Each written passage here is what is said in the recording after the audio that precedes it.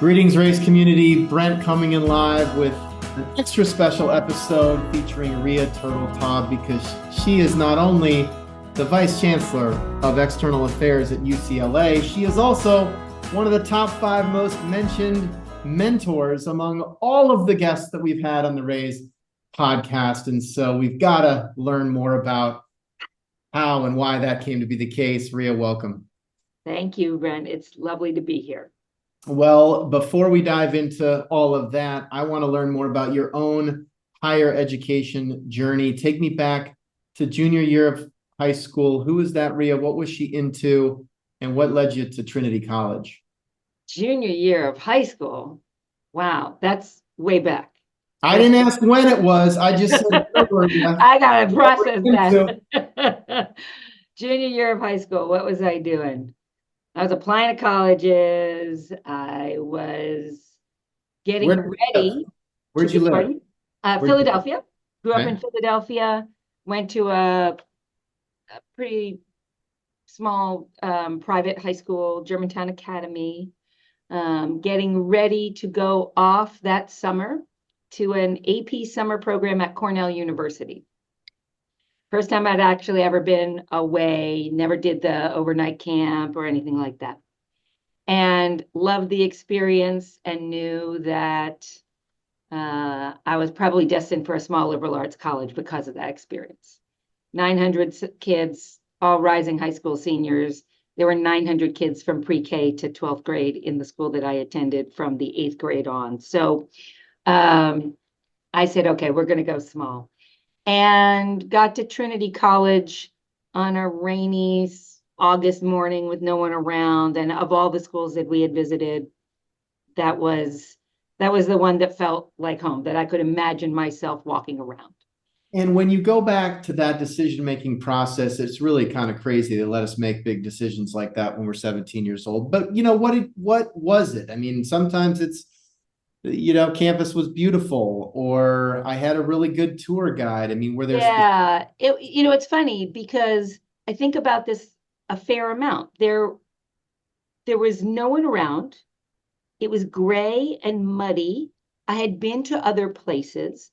I could tell it was beautiful. I mean, there's a gorgeous chapel when you walk in through an archway at the entry to the campus. A design of the campus that I learned later was modeled after Trinity College at Cambridge. And years later, I went to visit there and discovered it was not just modeled after, it was brick by brick, the exact same entry as the campus at Cambridge, which was very peculiar. But I think I just could see myself walking around this campus with books, and it felt like home in a weird way. But in large part, I have to say, the person who interviewed me had been a graduate of my high school. And so we connected on a level that I wouldn't have had at any other of the interviews. But she said, if you're serious about Trinity, come back when it's in session. Come back and see what it's like when you experience it in its full expression of a college campus, not on a dreary August morning. And I did that. And she said, and if you like it, you should apply early decision because you should just signal that. And so I did. And I came back and came with a friend, and we spent the weekend with with the sister of a high school friend. And it was beautiful then. It was the full bloom of fall, all the colors, everything. And truth be told, there was a moment in that visit when we stopped along the long walk, and the host of our weekend stopped to talk to a boy. And that boy looked like the dreamiest person I'd ever seen at that moment in time. And I thought, okay. So that moment probably sealed the deal. Someone I never spoke to my entire 4 years of college, or 3 when we overlapped. But years later, I learned that this same guy was working as an admissions interviewer, alumni interviewer. And I thought, he's probably been sending young women to Trinity College for decades. But it was actually a very, very there was something about being in the city, a small city. I thought New York or Boston would be too distracting. But being in a capital city with a strong internship program, and I spent the second half of my college career basically working in the city. What'd you study? What were you thinking you So might? I was a political science major, and the college had this fantastic program. I was just telling somebody about it yesterday, in fact, a great program in the legislature. You didn't have to be a political science major, but many people were. And it was 35-hour work week with a representative in the legislature. And then Friday afternoons was a seminar. And that was my entire spring semester. I went to work in the legislature and I had an afternoon seminar on Fridays. And it was fantastic. And about a third of the way through it, I was thinking, wow, this is really great. Maybe I'd run for office someday.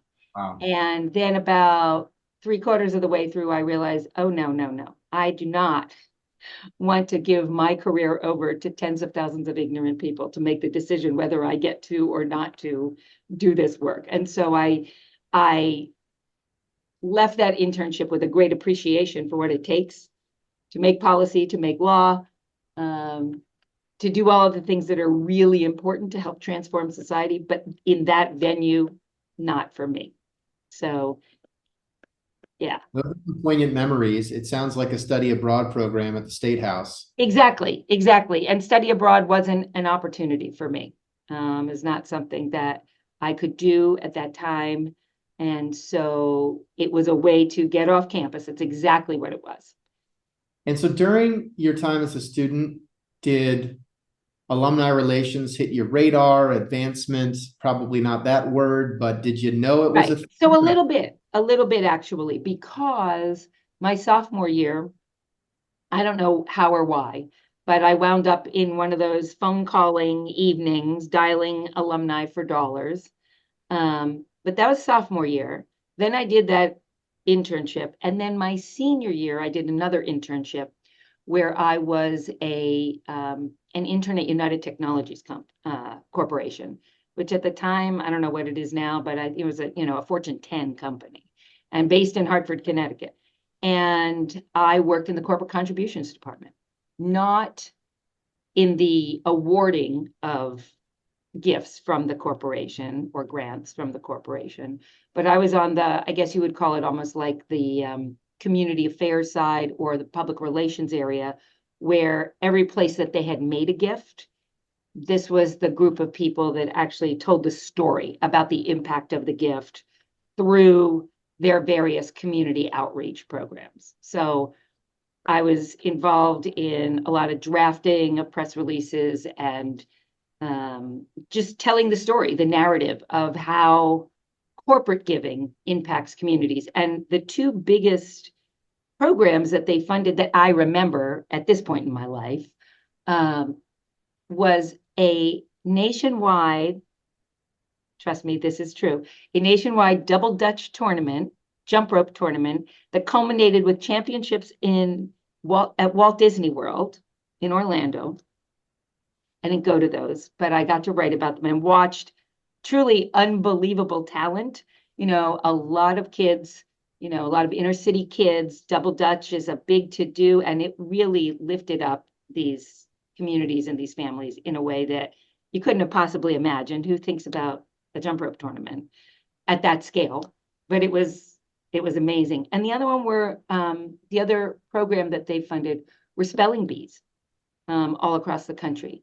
And this is a big corporation that built helicopters, and I mean they had Carrier elevator and Sikorsky aircraft and Pratt and Whitney engines, and they were sponsoring these kinds of things in the communities where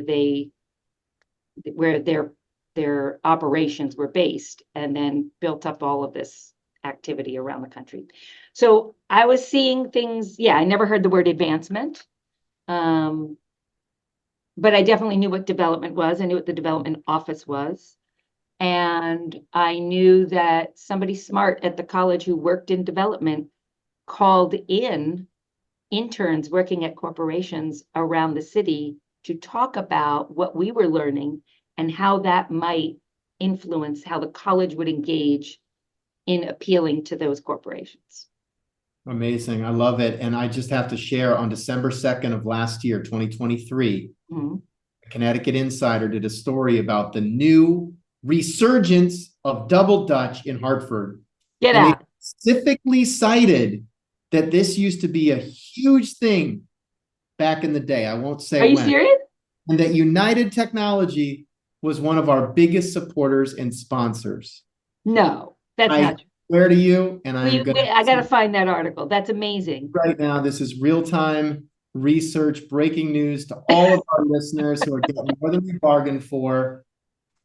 I swear that was just published less than, a couple weeks ago. So, that's hilarious. That's amazing. I love it. Your work lives on, and how about that? Okay, I'm going to tell you how long ago that was. I don't care. I'll put it up. That was 1982 when I was a senior in college. So that is an amazing, amazing thing. You're going to love it. You're going to love it. I can't wait to read it. So tell me about political science. That internship teaches you what you don't want to do, at least right away. What do you go on to do? What is your first step? And here's the thing, listeners. Usually at this point in the episode, I'd be scanning the LinkedIn profile and we do this kind of past, present, future thing.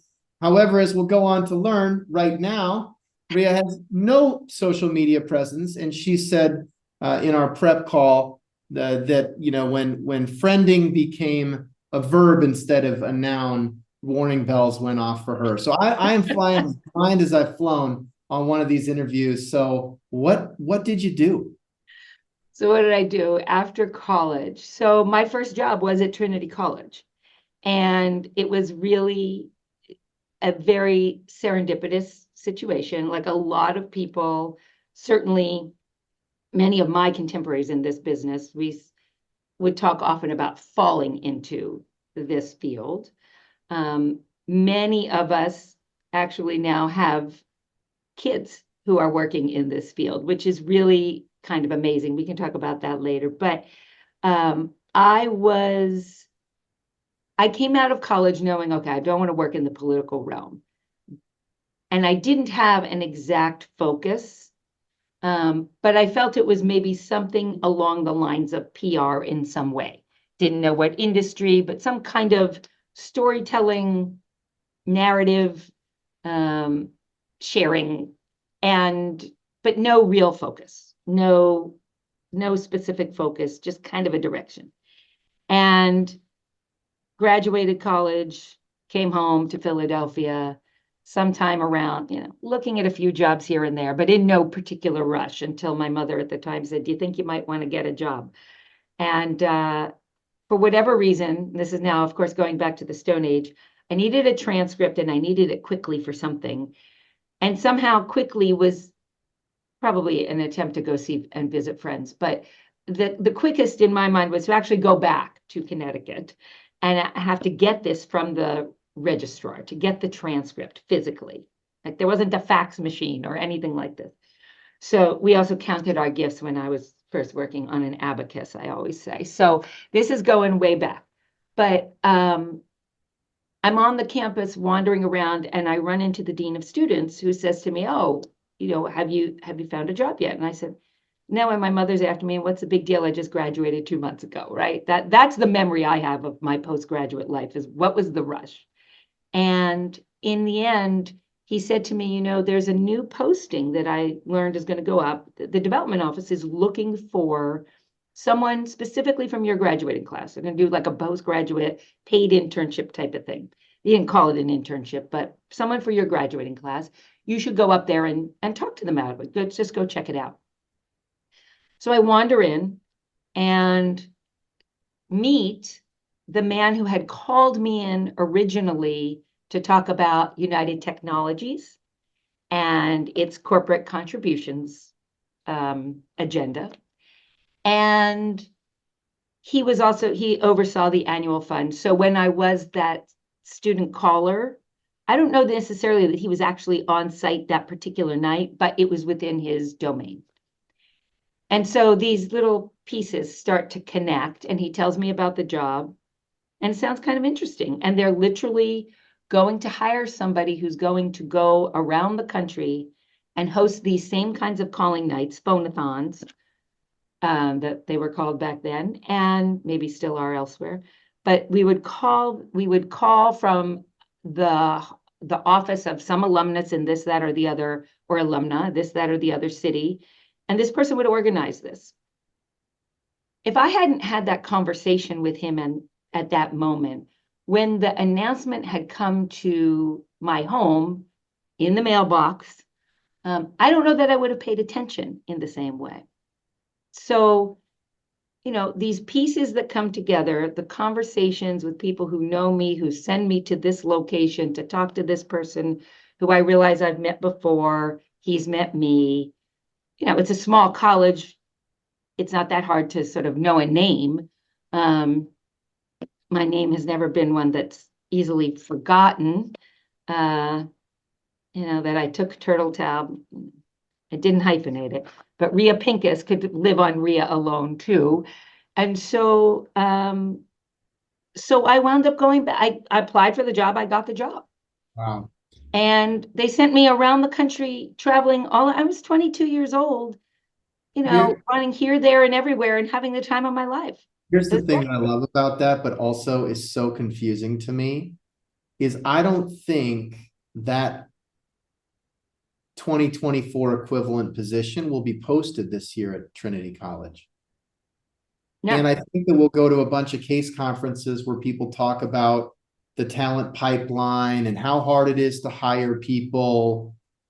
And I'll raise my hand and say, then why don't you just have a post-grad internship program like Rhea did in 1982 and hire 5 people? Like, solve the talent problem, get young, hungry, hardworking people that are passionate about the experience. It's like the tour guide that has a 5th year, basically. Right. And then do some version of, the 2024 type of right, whatever the job is, right. We're doing. Like, why is it so hard? We have a summer internship program that we've actually now created also in the wintertime too.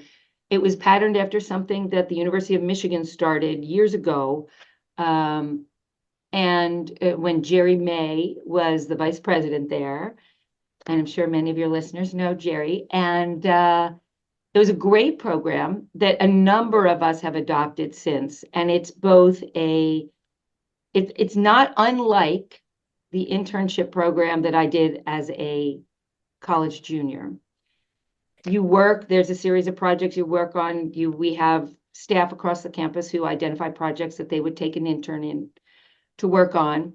They're paid internships, and there's an academic component. And it's a fantastic program. And we hire from that program a number of our interns. Some are still with us today. Some have gone off to do this work elsewhere. And some were like me as a junior saying, you know what, not necessarily for me. And we have them in development roles, in alumni affairs roles, in government relations roles, in finance roles. So it spans all of external affairs in our world. In a lot of other campuses, it's development and alumni relations, but we have a bigger footprint on the campus. So we're able to provide experience for a lot of people. I think we've done it now. I think we're going on our 12th year. So love it. Copy and steal that, everyone. I love it. We should have more of that. Obviously, Case is doing great work in doing their graduate trainee program. Yep. Their internship programs are great. Yeah. On ramps and I think talent development. We just hosted Michael Eicher, who was talking about the Advancement Leadership Lab. So there are good things happening, but there still is, I think, too much of a narrative around, a lack of a talent pipeline. And frankly, nobody has a better opportunity when, you're surrounded by students. And so tell me about 1982, 1983, traveling around the country, doing the calling nights, favorite night, favorite. Oh, God. Anything that stands out, no worries if not. Okay, can I tell you, favorite night, seriously, was every night, because one of the things we did as a thank you to all of our callers they had done this before, so this wasn't my innovation, but it was my obsession. They found some company that would manufacture like a chocolate telephone, like literally, this is way back, right? So no cell phone, right? Like the cradle and the thing, and they were hollow on the inside, thank goodness, because I'd go back to the hotel every night because there'd always be an extra one, and I would stay up, do all my contact reports, this, that, and the other thing, while chewing on this chocolate telephone. So every night was my favorite night, Brent.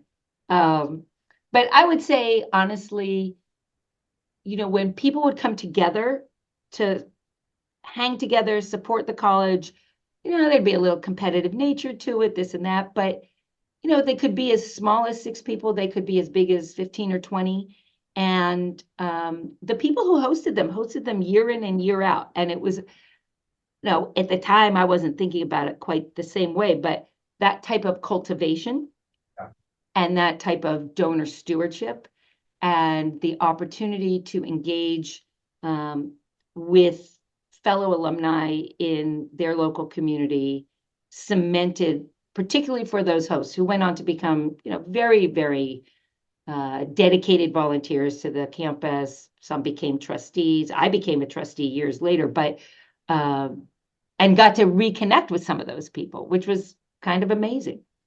So yeah, so that was just a 1-year gig, but then they hired me to stay on, and as these things often do, right? And so my first full-time, well, it was always full-time, but my first job that was not going to necessarily end the next year. So I did that job. I started, I think it was like in October. So it was like a 9-month thing. And then they turned it over to a member of the class of 83 because they could keep the salary at the same level, which, wouldn't even pay for rent, I think, in Los Angeles today. Well, the yearly salary. But it was an opportunity then to really become a full member of the staff, and wound up doing prospect research, as well as continuing to help with some of this external work, but predominantly internal prospect research. So I went from the external focus to the internal focus. And then after what was it?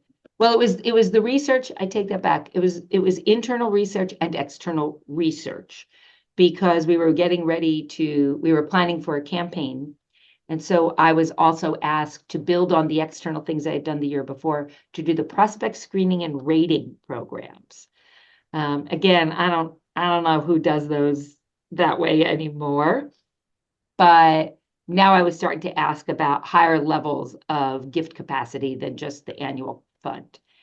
And having that internal, external research experience was really, really valuable, as terrific building blocks for a long-term career. Not that, again, that I was thinking, oh, I'm going to do this for 41 years and counting. So, so I did that for a year, and then I think by the time the 3rd year came around, they'd layered in the parents program. So now I was back doing volunteers and asking in the different constituency, but one that was really enjoyable. And so I got a fairly, well-rounded look at advancement, at least in a small college environment. I mean, to cover volunteer engagement, annual giving, prospect research, a window into corporate foundation work, and parent fundraising in, a few years. That's a lot. Yeah. So when you think about like actually sitting down face to face with somebody and fundraising on a one-on-one relationship level, was it in the parent role, or when did that happen? Do you remember making solicitations? Yeah. So I have to say, I think that there probably was a little bit of it even in that internship year, because with the people that I was working with to host the specific events, and they were They were clearly known donors. They wouldn't be hosting these things otherwise, right? So there was a little bit there. I guess it was, in a focused way, I guess it was the parent program. But even those screening and rating sessions, right, where I was going back into similar to the same cities and then some bigger ones, I probably was engaged again with the hosts in that way. But I was definitely getting a taste of it at Trinity. But after 3 years, I knew that I wanted to live someplace else, Okay, right? where'd you wanna live? Yeah. Pardon? Where'd you want to live? I wanted to live in California.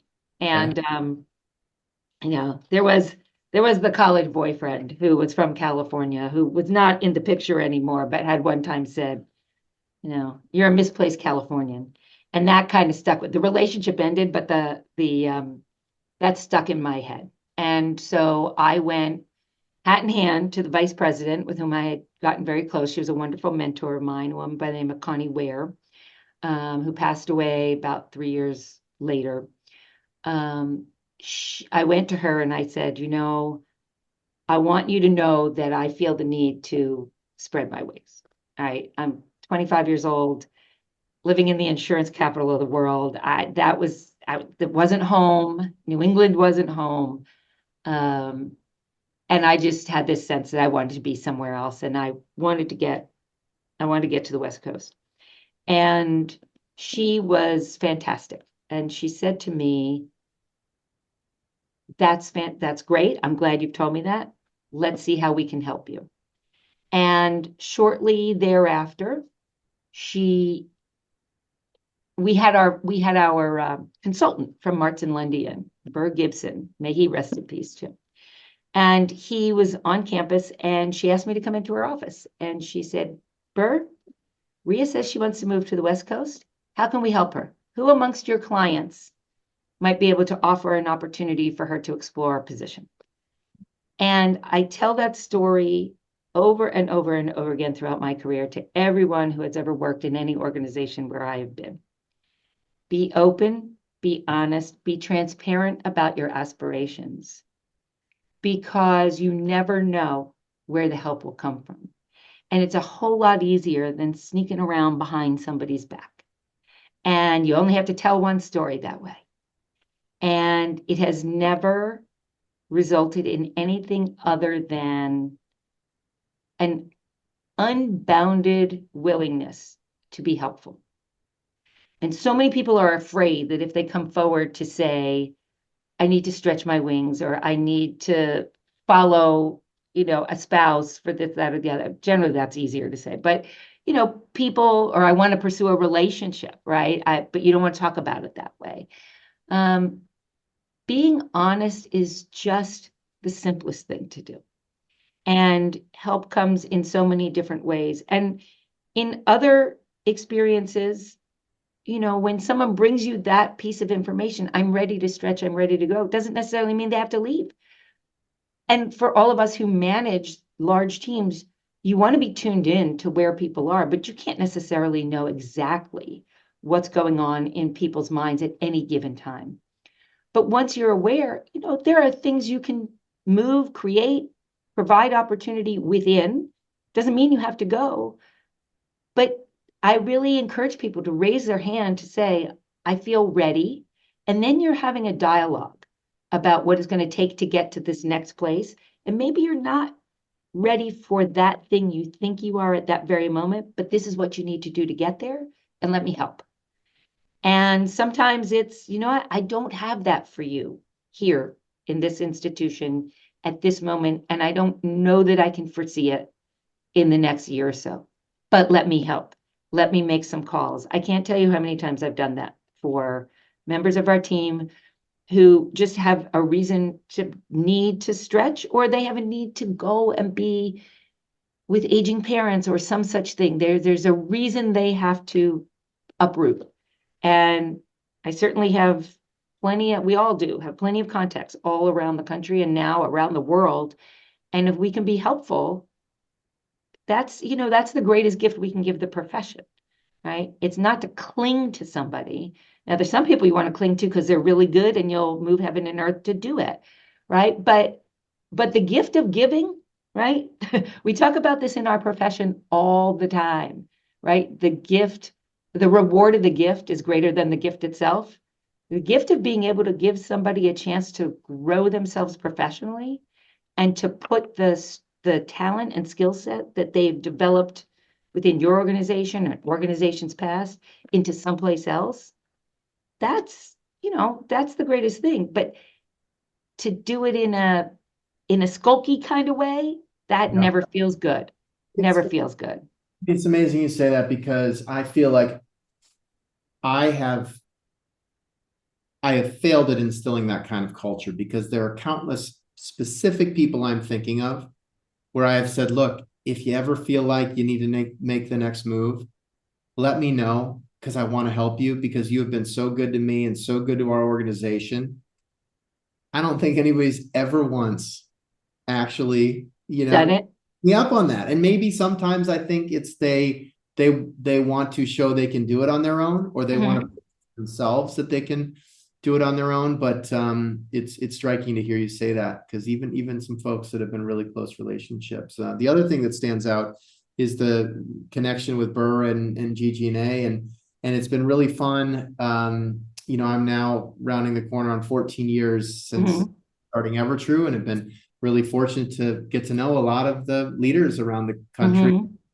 I love getting the text message, hey, Brent, an AVP for our healthcare system role just opened up. Who do you know who might be great? I'm not in the search business, but it's really fun when you start to get to play matchmaker a little bit. Yeah. Oh, actually, like I have just the person that actually grew up there and they've been away for a long time, and I have no idea if they're looking, but Right. you don't already know each other. You just should know each other anyway. Yeah. Lead to the next thing and the next Yeah. thing. And it's honestly it is a gift to be able to do it. It is our stock and trade to be the matchmakers. Yeah. Right? That is what we do. We're matching people with capacity and interests. Yeah. We might need to unlock them, right? But people with capacity and passion and interest with organizations and people who have important work to do. And to me, putting those together, it's not about asking for money. It's actually being a matchmaker. It's one of the most noble things we can do, is to put those two people with similar interests, and some with capacity and others with need. When that happens, that's magic. And it's I think the most rewarding thing we could be doing. So where did you land in California? UC Berkeley, Berkeley, whatever you want to call it. Yeah, for me, it's Cal. I don't know. I guess in the ACC, we'll see what they become.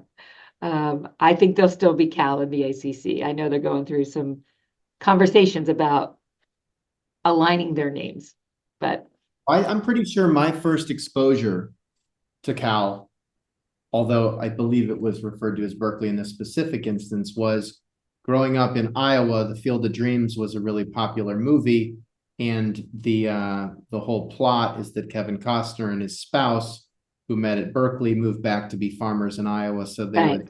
One of my favorite movies. Yeah. And so that was when I learned about it. You might have been there at that time. I don't know. And so what was the move?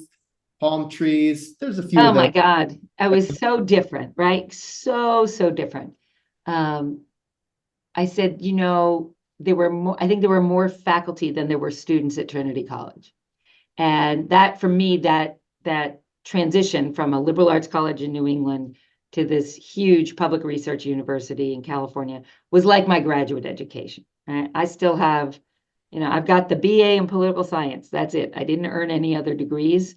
But I've worked in places, and certainly at UCLA long enough, I say I've got the equivalent of 7 degrees in the time that I've been here. But I just loved it. I mean, it was so vastly different. Everything was just wide open. And the work that was being done, the research, the alumni, it was fascinating. And, and you also have the mythologies that are busted when you go to a place that you've heard about for so many years. And I think I remember saying to somebody it was like the Mecca of higher education, right? That image of the Campanile that you would see in photographs all the time. And I remember talking with people who had graduated in the late 60s, early 70s, and talking to them about the free speech movement. And, now there's a free speech cafe. Somebody, people gave a gift to actually name it the Free Speech Cafe. But what I learned was really interesting, which is that the majority of people, as big as those protests were, we talk about protests on our campus now, right? The protests there might have gotten as big as 5,000, nothing like what we're seeing today. Today is way smaller than what we're seeing, what was going on then. But that wasn't the majority of the students, right? I would find myself in living rooms and offices talking to people who were just going to class. They're going to class and they'd walk past all of this stuff. And, it was on the news every night and you would hear it and see it. And I remember even as a kid seeing that. But it gave me an appreciation that on a campus that size, there are a multitude of experiences one can have. And something that's shaking the world and on the nightly news may not even be anything other than background noise for 2/3 to 3/4 of the people going to class, playing football, working in the lab, doing their internship. And I've always remembered that because, especially now, when our campuses are going through a lot of strife, and I look at the pictures, and I always make sure to study the photographs to see what's going on the periphery. And there's people just going to class. I can pick it out on the campuses I know, not in every single one, but especially public universities, right? We are open campuses. All kinds of things take place every day. And that's what I loved. I mean, I loved going from a campus of 2,000 students to a campus of, at the time, probably 38,000 students, something like that. So. But I bet when that was happening and the 5,000 people were protesting, that was on the front page of the newspaper. Oh, for sure. There was on the front page of the newspaper of the 70% of people that were just going to class. No, I mean, that's the thing. That's what I discovered. I mean, here we are now, though, in another version of that. And it is amplified by social media, which is maybe part of the reason that that you've avoided it. And but it means that story. I mean, you said before that storytelling is something that resonated with you early on, even before you knew what advancement was. Mm-hmm. And I feel like, as we think about late 23 and where we are, it's January 4th of 24 when we're recording this. Who knows by the time this is published, even a few weeks from now, what's happened. It does feel like we are losing the storytelling battle, if you will, relative to my point being, I hear constantly the amazing impact stories of what access to higher education, financial aid, facilities, mentorship, academic expression, and freedom has done for people, including me, including you. Constantly, those are the one-on-one stories you hear. Those are not on the headlines. Those are not the ones getting retweeted. Those are the ones that the algorithms would say, that's not interesting.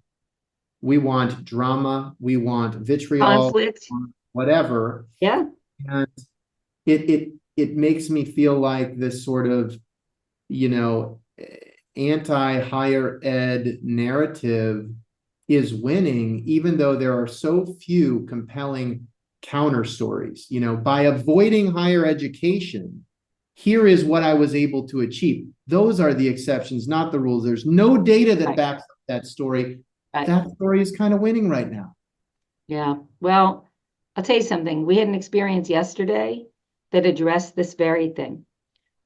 Yesterday, the university announced, well, actually the governor announced, this was a governor's press conference, but was announced, it sort of leaked a little bit earlier, but the university, UCLA, acquired the West Side Pavilion Mall, which for anybody listening who knows West LA, huge 3-story mall. It's like 700,000 square feet of space that we just acquired.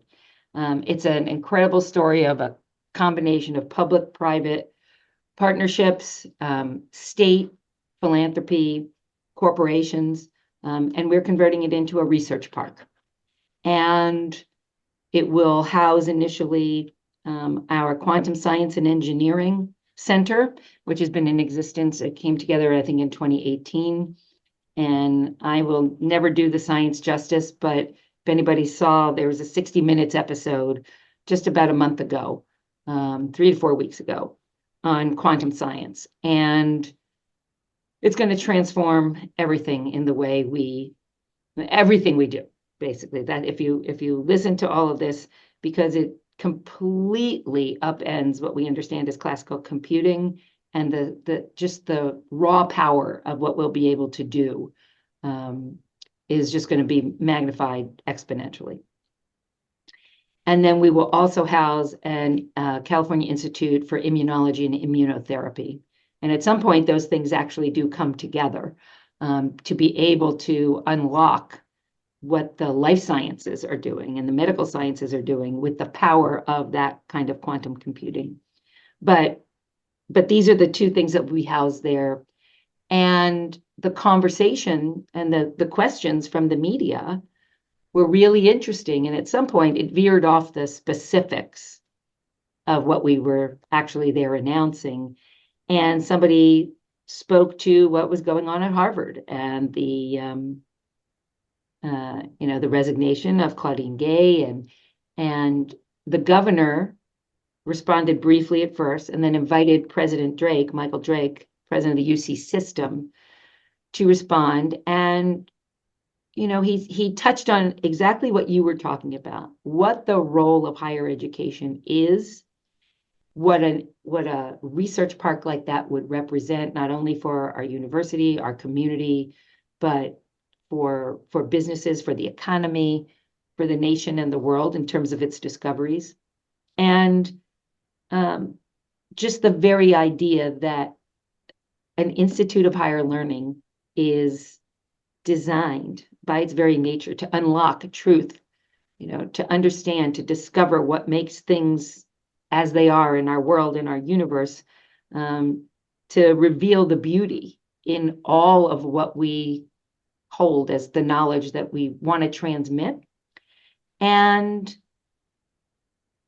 in doing so, we create smart,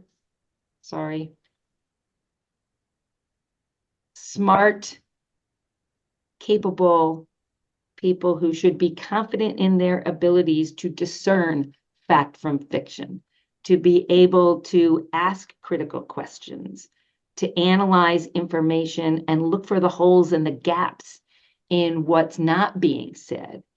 And I don't know if all of this information that is being forced into people's hands and their brains for a split second are really being challenged in the ways that they should be. But God help us if we don't have educated citizens who can think critically and ask hard questions, who aren't discerning for us and for ourselves. I mean, I just hearing them talk about the role of education in that way, that is what we exist for, exist to do. And I think you're right. It doesn't necessarily sound sexy. I mean, when you talk about it in 700,000 square feet, that gets people's attention.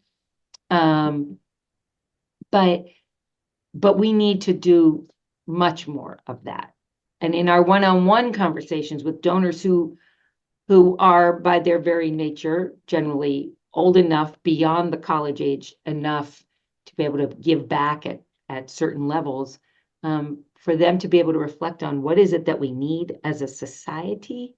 This is an investment in higher education is one of the most important things you can do, to be able to give people a chance to not only lift themselves up, but their families, their communities. We're really fortunate to be able to educate so many first generation college going students. And we're not, obviously, we're not the only ones. This is happening year in and year out, but you know, When you think about the disconnect between what gets clicks and reality, yeah, and let me just ask you about your peer group in the context of what's going on in the Middle East. And you referenced Claudine Gay's, yep, resignation after a lot of pressure. What's getting clicks right now is donors are, pulling the strings, voting with the wallet, threatening, shadow campaigns are really out in the open at this point, depending on the institution. yeah, That's what's getting all the clicks. And I get it.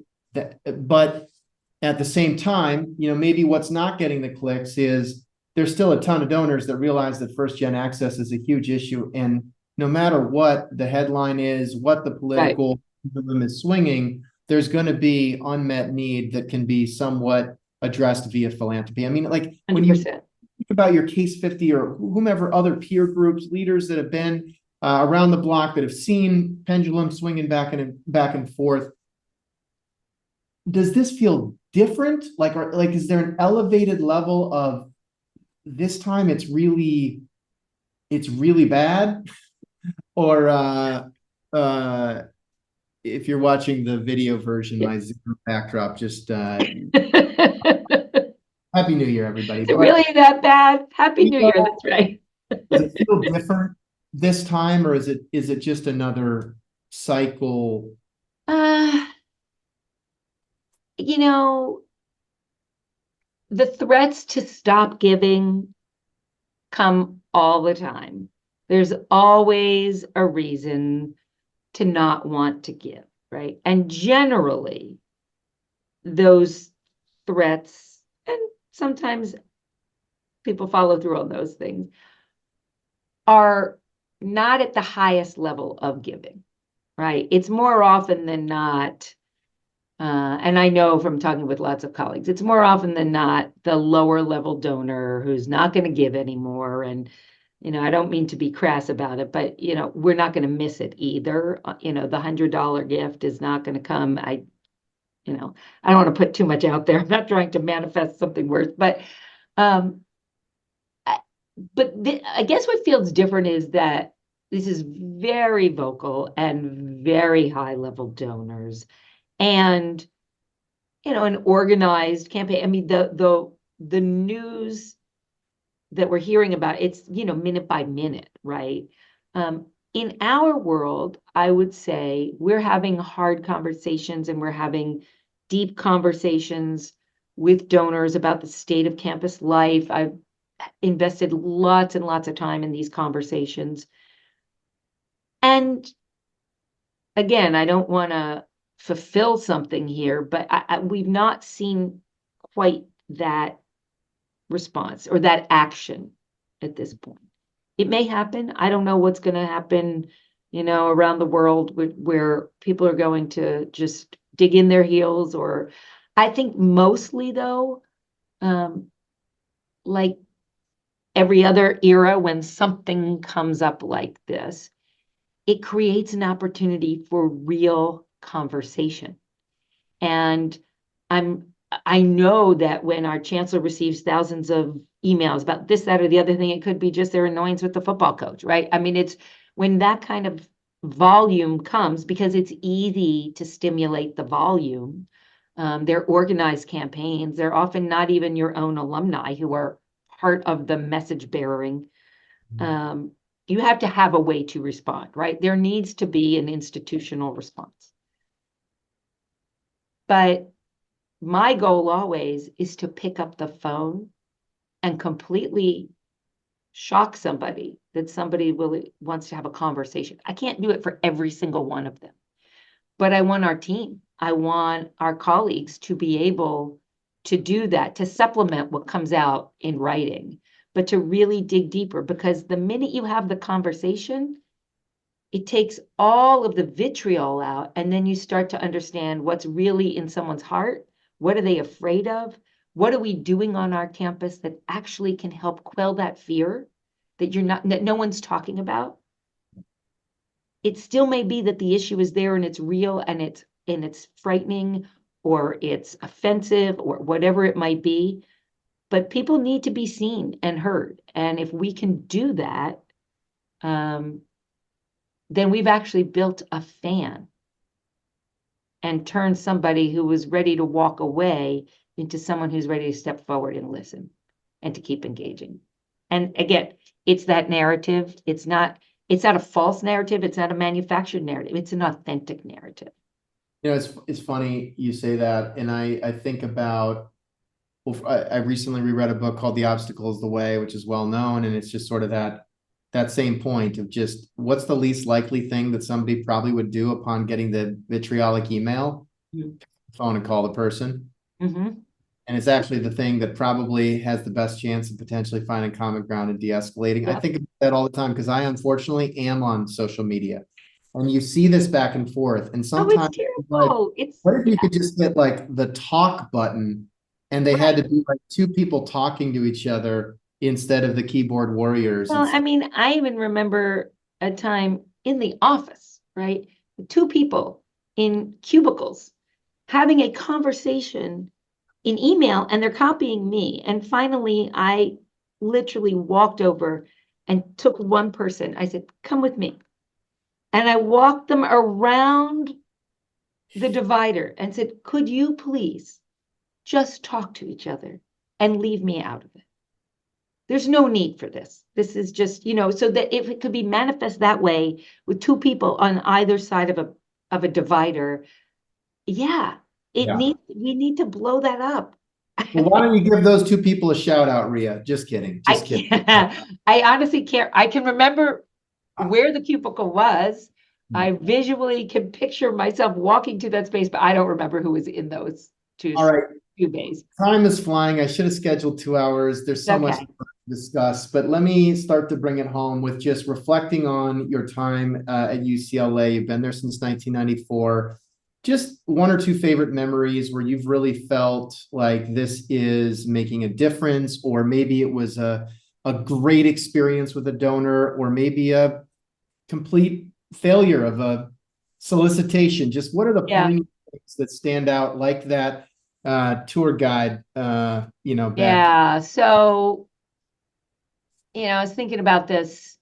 There's so many. I mean, in 29 years, there's a lot of these kinds of moments of clarity, like, wow, this is what we're here for. Probably one that I kind of feel on a regular basis. We have a donor that I think anybody who's visited our campus now knows of this location, but a lovely couple, Meyer and Renee Luskin.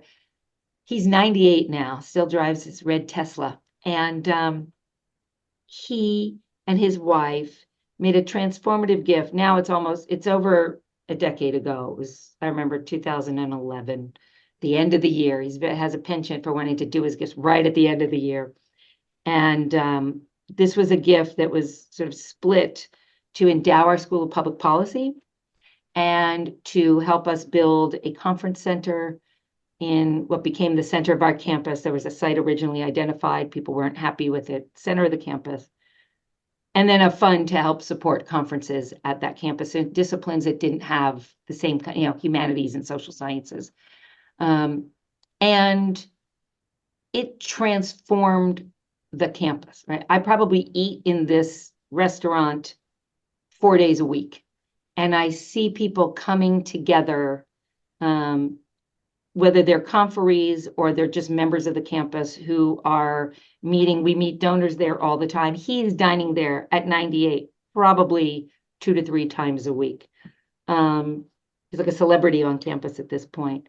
But when we dedicated the school, which obviously was easier to do, faster to do than building a structure, I remember him saying that the reason he gave us a gift to endow our School of Public Affairs was because, or public policy, I should say, was because, well, he had given to lots of parts of campus, including medicine, and that many people do that. He made the statement, what good is a healthy body if it doesn't live in a healthy society? And I've never forgotten that. I probably heard that in 2012.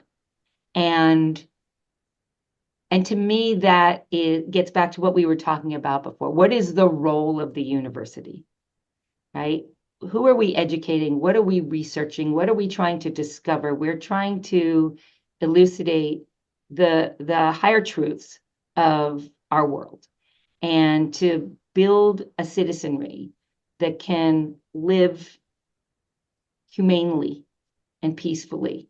And we see, the failings of that all around the world on any given day. Pick your part of pick your region of the world.